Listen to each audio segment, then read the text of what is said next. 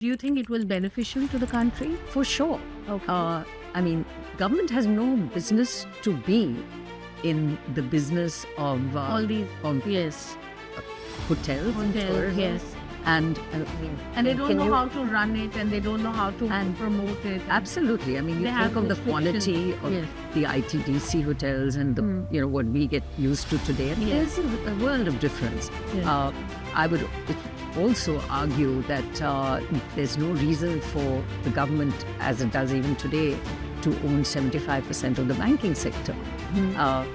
Why not 50? Why Yeah, not 30%? exactly. They control yeah, so so much, yes. and to be fair, the government has attempted to do this, and to some extent, we are seeing the private sector banks growing, so that percentage is increasing, but it's a slow process.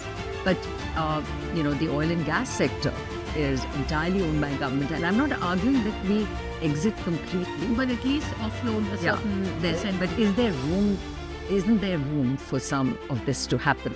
And finally, Air India has got done. Yes. It's a classic case. In fact, I worked on the Air India deal when it was attempted. Okay. And this was which year? This would have been somewhere in the 1990s, Okay. when the Tatas almost took it over in collaboration with Singapore Airlines. But last minute, Singapore Airlines pulled out Yes. of the consortium, and Yes. so the deal couldn't happen. Yes. But the Air India Union, the officers were actually all very keen to move into the Tata fold. Ratan Tata himself had led at least 3 town halls where he had spoken with the management. Yeah. And they were all looking forward to it. Right to the lift when I remember used to ask me, when is it going to happen? Happen. Yes. Yes. So it's found its right home.